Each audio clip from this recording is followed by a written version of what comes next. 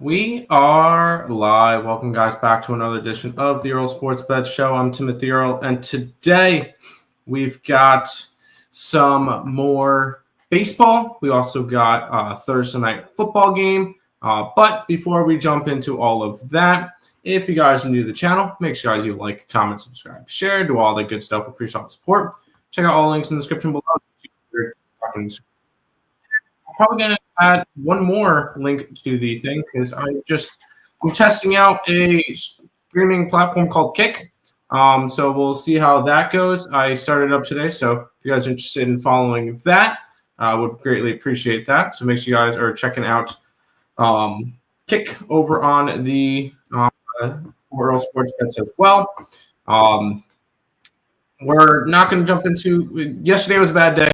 I'm not going to jump deeply into it. And I will say, because we started the show late and because I capped the games with you guys, I have nothing in the early games.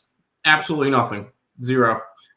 We will be starting at the 2 o'clock games, where we'll start with the Seattle game. So we'll talk Seattle, Miami, Chicago, Yankees, Angels, Giants. Those will be the 6 games. Plus, we'll talk over the Bills and the Dolphins for tonight. But I have nothing in the early 4 games for today. I'm sorry. But before we jump into it, we'll say hi to the chat because I know somebody, period, in the TikTok chat asked me for any early plays. I don't have any today. I'm sorry. Oregon versus Penn State, not this weekend, but next weekend, primetime matchup. We'll see how it looks. I have not capped that game. So, but yeah, that should be a fun game.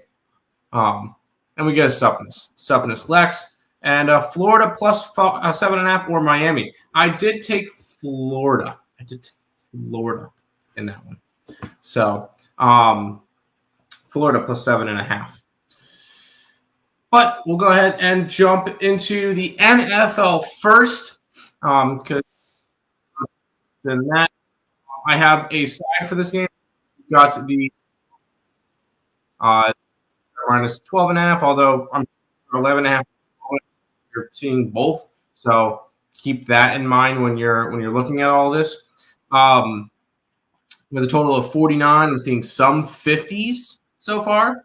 The Dolphins have been awful on defense. Let's start off with the Dolphins so far this year. 0-2. They've allowed 66 points in 2 games, which is not good when they've scored 35 themselves for the first 2 games.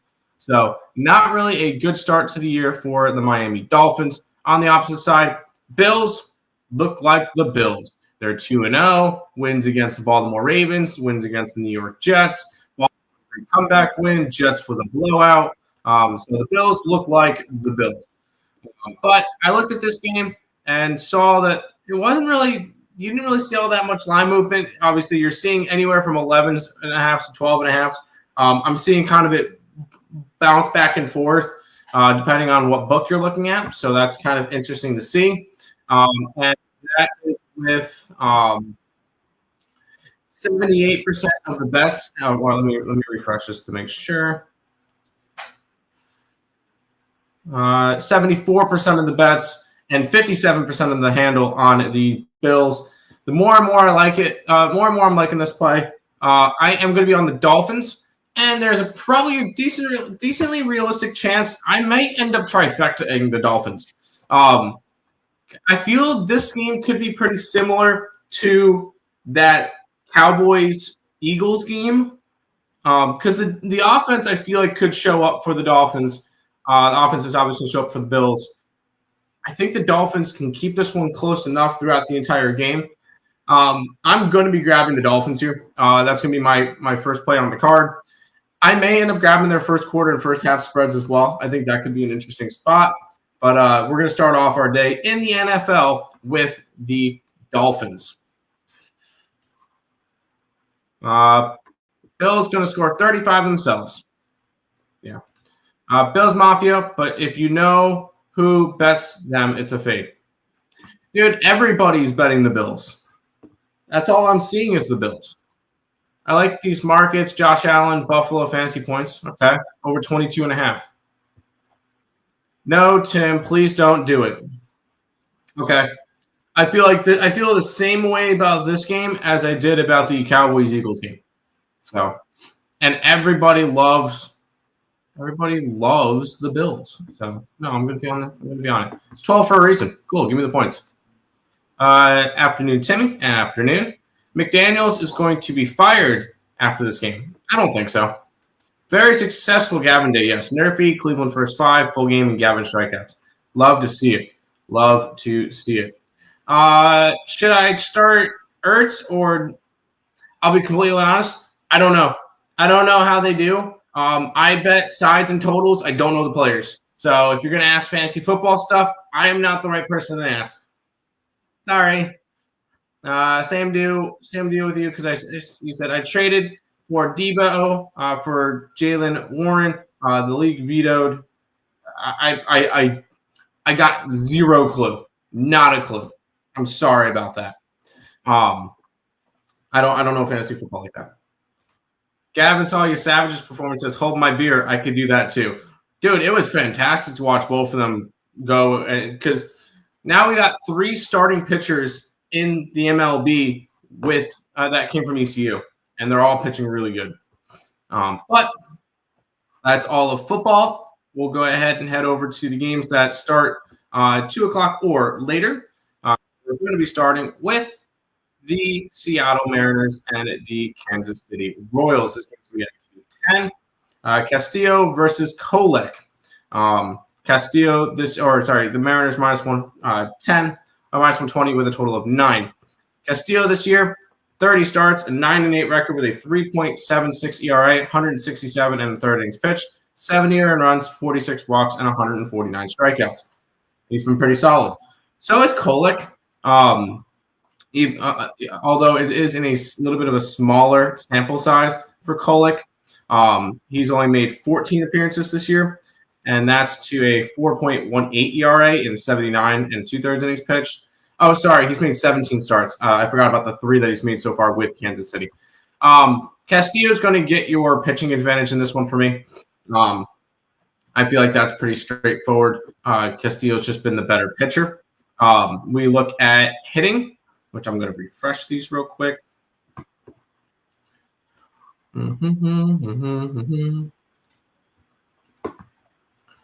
I believe Seattle, pages are reloading. There we go. Seattle is number 4 in baseball against right-handed pitching, hitting at 114 WRC plus. On the opposite side, you got the Royals who are hitting 94 WRC plus, which is 25th. Moral of the story, Royals can't hit. So Mariners are both hitting and pitching edge in this game. We'll go ahead and pull up the market movement. If it wants to load. It doesn't want to load for me. There we go. Line has gone from plus 101 to minus 102 for the Royals. So really no line movement in this game. I don't know if I'm going to jump into it because you've also got most of the money coming in on the Mariners. If the Mariners didn't have hitting and pitching edge, maybe it's a look towards them or a look towards the Royals. This one's going to be a pass. Mariners plus 900 now for the World Series. They checked all the boxes, but hitting, pitching, and bullpen doesn't suck. I agree. They've looked really good. Mariners money line. You're just trying to hedge off your Royals bet at this point because Royals are pretty close to being out of it. So you're just trying to get your money back on that one.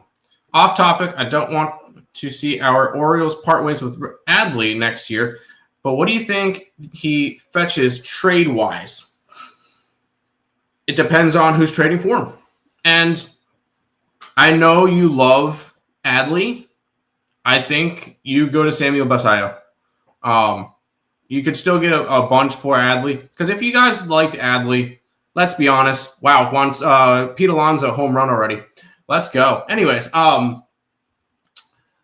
if you liked Adley, you should have signed him long term. And signing Basallo tells me that they don't believe in him.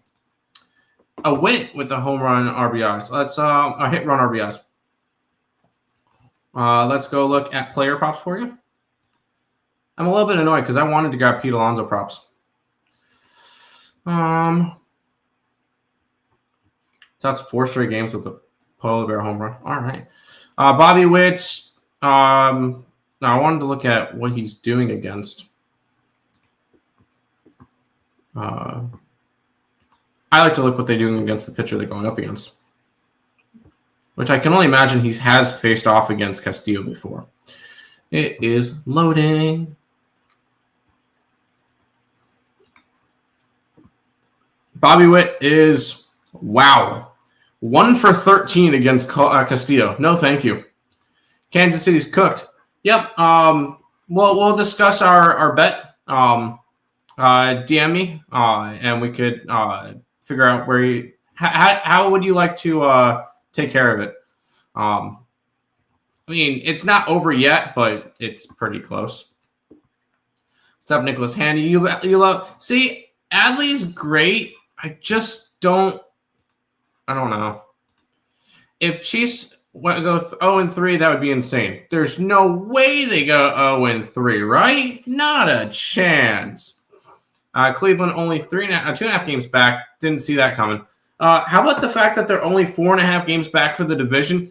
They're playing against the Tigers right now. If they win today, it's 3.5, and then they still get. Dad, I'm on a show right now. And then they still get to play Detroit again next week. So they're still alive for the division. Keep an eye out. And that's going to be in Cleveland next week.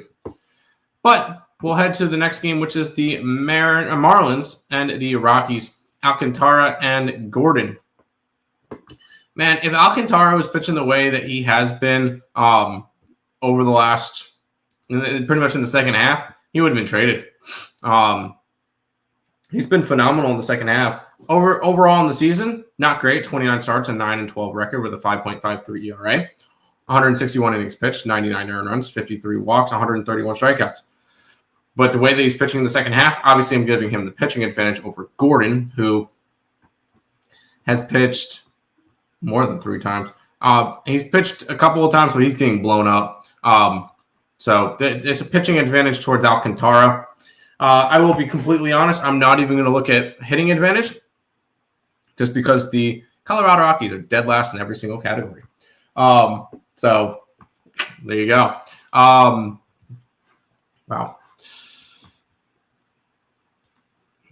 Market. We'll go to the market.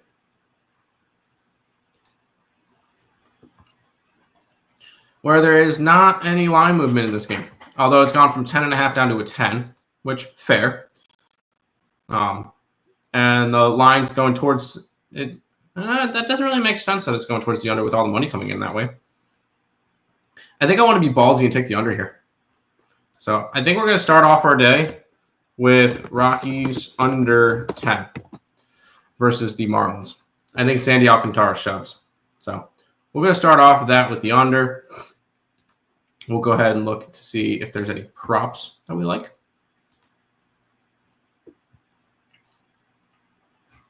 Which I probably doubt it, but we'll see. Matchups. No props. So this one will be this one will just be a under in the Rockies game. Maybe Alcantara strikeouts. Actually, let's look at Alcantara strikeouts real quick.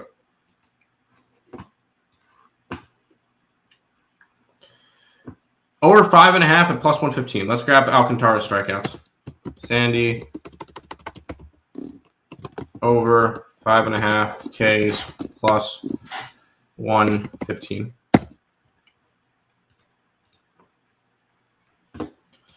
Yerfy. Under. That's I could see his under hits. I could see that, yeah. I'm on Boomer Sooner, minus 6.5 at home versus Auburn. I took the under. Lions money line. I kind of like Lions against the Ravens, yes. And let's be real, Alcantara and Colo, let's go over in this game. Yerfy, no. If I had to trade Adley, I'm trying for a pitcher. Dream would be would be a Savage or maybe Alcantara. No, I think zero chance that you're gonna get like a Savage. I could see you guys getting some prospects, like higher prospects, but you're not getting an MLB ready guy for Adley. I just don't see it with his contract the way it is. I just don't see it. So I'm gonna go with no to that one. Do you like Rice tonight? I do not. I'm on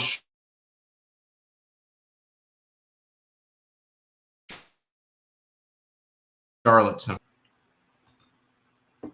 That's great.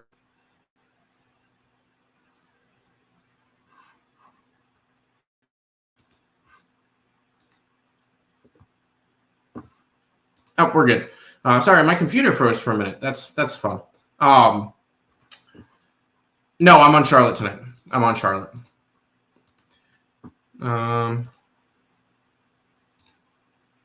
Yes, Charlotte. Yes, Charlotte tonight. Yankees and the Twins, or the series that one team owns, which is the Yankees own the. No, sorry, it's not Yankees. It's not Yankees Twins. Sorry, it's Yankees Orioles. I didn't switch that one up. That's weird. Yankees Orioles total of 8.5.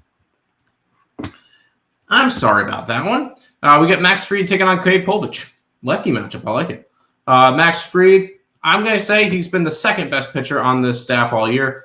I seriously like Rodon better than Max Fried, but that's not here nor there. 30 starts, 17-5 record, which proves that they're winning when he starts. A 3.03 ERA, 181 in the third innings pitched, 61 earned runs, 48 walks, and 169 strikeouts. He's been great. He's got the pitching advantage. Unfortunately, I remember last year we got to see Cade Povich. I thought he was going to be a lot bigger of a prospect and look really good. He just has not looked good this year, unfortunately. I wish he looked better. 20 starts and 20 appearances, 18 starts, a 3-7 record with a 5.05 ERA, 101 and two-thirds innings pitched, 57 earned runs, 36 walks, 109 strikeouts. I think Cade Povich will be good again next year. I think he's going to have a good bounce-back year. I know he came back from injury earlier in the year. I think he's going to have a lot better, like a bounce-back year. A couple of guys are going to have bounce-back years for the Orioles next year. But for right now, pitching advantage, Max Fried. Hitting advantage, Yankees. They're number one in baseball against lefties. Baltimore is 20th. So you've got a matchup where Yankees are clearly the better team in this one, obviously. We look at line movement, and it's gone from 180 to 210. So it would make sense to look after the Yankees. Is there a lot of money on them? There is a lot of money on them on the road. I don't know if I really want to get to this game. I just don't really feel the need that I have to. What are their strikeout rates? Baltimore, 24.3% strikeout rate. I could see a strikeout total for Max Fried. Fried, 6.5 strikeouts at 125. That's what we're going to grab in this game. We'll grab Max Fried over 6.5 Ks at plus 125. But no real interest in a sider total. Charlotte won't score 25 points. They might not have to, because Rice won't either. Queen City money line and plus 2.5. Yep, on it. Hello, I thought it was yes, it is. Yep. Orioles. I can't take the Orioles in this one, but or Yanks first 5. I could see Yanks first 5. Cal Raleigh deserves AL MVP. No one in history has done what he's done. I agree. Unfortunately, the MLB deep throats Aaron Judge and Shohei Ohtani, so nobody else is getting any recognition. But Cal Raleigh, I agree, deserves to be MVP this year. I think so. No MLB ready for All-Star. No MLB ready guys for an All-Star catcher. Sucks. He was an All-Star. He was an All-Star. But I don't know what team is actively seeking a starting catcher either. I could see him going to San Diego. I can. I could see him looking. Who else would need a catcher? I could see.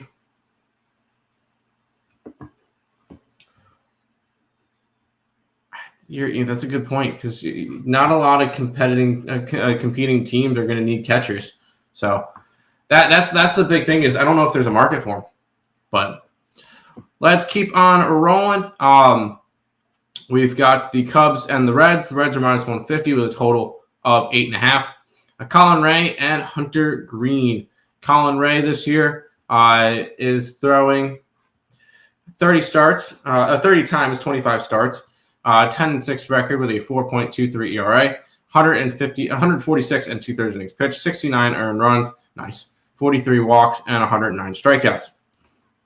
Colin Ray's looked pretty solid. Unfortunately, Hunter Green was injured for most of the year, so we didn't really get to see a lot from him this year. Hunter Green, 17 starts, a 6-4 record with a 3.01, 92 and 2/3 innings pitched, 31 earned runs, 23 walks, and 116 strikeouts. I'm going to give the pitching advantage to Hunter Green, especially with him at home. Even though the low sample size, he still looks really, really good. In terms of hitting, Cubs are going to have that. 111 WRC plus compared to 98 for the Reds. So this one's going to be split down the middle. And we look towards the line movement with the line moving towards Cincinnati from 125 to 150. You would have to lay a run line in this game. Is the money coming in the way we wanted to? Yeah, a little bit. It's Reds or nothing, but it's such a high number. I believe the Cubs are coming off of clinching a playoff spot, but they're still looking for that division. Obviously, no, they're not. Let's be honest. They don't really have a reason to play right now, so we've got that. Besides not having their division rival in the playoff, but I'm probably gonna pass on the side. I'm not laying a run line on Cincinnati. You look at strikeout rates, nothing that I feel the need to jump into. Any player props that could be interesting? They're not even showing Colin Ray in MLB, so I can't even look at his matchup, which is awesome.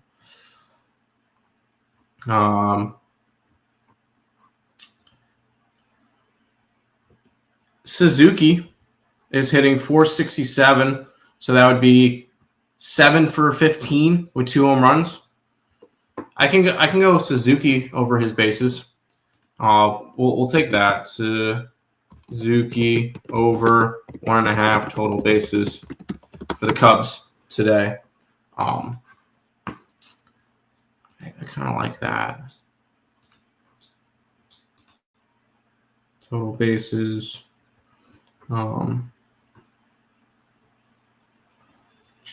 That's plus 135.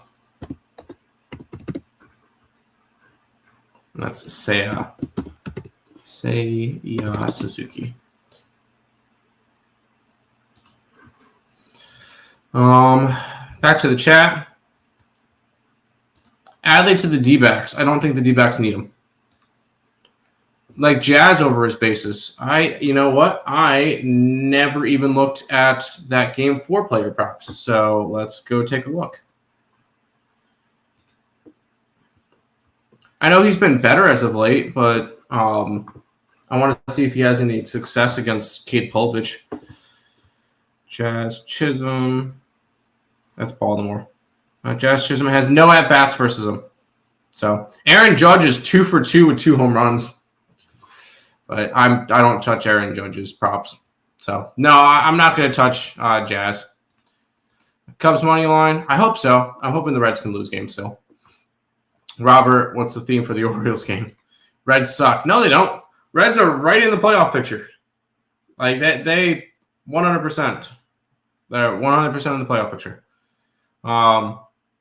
Reds over. Reds team total under. Wow, okay, you guys are going flip-flop from each other. HBCU and Divine Night at the – oh, my God. The best spots to bet on for theme nights is like bobblehead nights. Yes, I agree. Padres selling. What do you mean Padres selling? You took the Padres today? Come on, dude. Reds money line for sure. You would have to run line it. We got 2 games left. We got the Angels and the Brewers. Yusei Kikuchi take it on Quinn Priester. I believe Quinn Priester is still on that crazy win rate. Yeah. Quinn Priester, the Brewers have still not lost one of his starts since May 24th. That's just absolutely insane, the run that he's on with that. Does that mean I'm grabbing them? No. You got Kikuchi coming into this one, 4.1 ERA, and I believe it's 31 starts, 6-11 record, 167 and 2/3 innings pitched, 76 earned runs, 67 walks, and 166 strikeouts. He's been good this year, but Colin Ray has been better. Colin Ray is pitching to a 2.85 ERA. If you want to load, that'd be great. There we go. 27 appearances, 22 starts, a 13-2 record, 146 and 2/3 innings pitched, 53 earned runs, 47 walks, 118 strikeouts. I can easily see that the Brewers can continue that win rate against them. Now, Brewers have the pitching advantage. Let's go ahead and see for hitting. Brewers are facing the Angels. No, Brewers are facing against lefty. Brewers are top 5 in baseball against lefties, 108 WRC plus. The Angels against righties are bottom 5 in baseball, 92 WRC plus. So hitting and pitching edge, both with the Brewers, obviously. Then we go and we look at line movement, and it's moving towards Milwaukee. I have a feeling I'm just gonna grab the Milwaukee Brewers. I believe this is pretty close to a cash cow spot. Give me Milwaukee run line. Brewers -1.5. With Quinn Priester, they just continue to win. So let's grab it. Took Padres. Oh, you suck. You're taking them against my Mets. So Brewers, Quinn under strikeouts. Interesting. I don't hate it. I don't hate the under strikeouts. Who are the Brewers getting eliminated by in the first round? So right now they'd be the 1 seed. So they would be facing the winner of Cubs and Padres at the moment. Brew Crew, throw your records out the damn door when playoffs start. I agree. Final game, and this is, the Giants are obviously out for the division. They're not going to get there. But Giants still fighting for that wild card spot. The Dodgers still trying to hold off the Padres. So both these two teams playing for a lot, and it's Yamamoto and it's Webb. Webb has been awesome this year. He's obviously been the best pitcher for the Giants. 31 starts, 14-10 record, a 3.34 ERA, 188 and 2/3 innings pitched, 70 earned runs, 43 walks, and 206 strikeouts. He's been awesome. Unfortunately for him, I'm not giving him the pitching advantage because Yamamoto has been even better. Yamamoto has been 28 starts, an 11-8 record, a 2.66 ERA, 162 and a 1/3 innings pitched, 48 earned runs, 51 walks, 187 strikeouts. Yamamoto's just been better. And it's not by much. And in terms of hitting, the Dodgers are number 3 in baseball hitting against righties, only behind the 2 New York teams. And the Giants are 13th, hitting 104 WRC plus. So they're kind of middle of the pack. Dodgers with hitting and pitching edge. Lines moving towards the Dodgers. I have a feeling I'm going to end the night with the Dodgers as well. So give me the Dodger run line. Dodgers -1.5, and whatever that number is. I'm not going to look towards player props for it. I'm going to have today kind of be a little bit of a lighter card. I'm probably going to go trifecta in the NFL game, and I have now 6 plays in the MLB. So that's what we're going to ride in for this one. We'll go ahead and say hi to see the Giants. Giants money line, no. Dodgers bullpen has been shaky. They were against the Phillies. I'm not really worried about it. Tennessee Titans at home versus Colts. I don't hate it. Let's see. When we did our original look, I didn't have anything in that game. Oh no, I like the Colts. Sorry. I looked towards the Colts in that game. Cuse 17.5 versus Clemson. Didn't bet the game, but that's a shit ton of points. Don't do it, Robert. But that is going to do it for this edition of the Earle Sports Bet Show. Once again, if you guys have not checked out, we're live on TikTok. So make sure you guys are following the TikTok. We are live on YouTube, on Twitter, on Twitch, and I'm going to put use the link still. Yes. Make sure you guys are following Earle Sports Bets on Kick. I'm going to start going live there and see what type of following I can get over there. So if you guys are interested in that, or if you have an account for Kick, make sure you guys are following Earle Sports Bets there as well. But that's going to do it for this edition of the Earle Sports Bet Show. I'll be back again tomorrow with another one. Peace out, guys.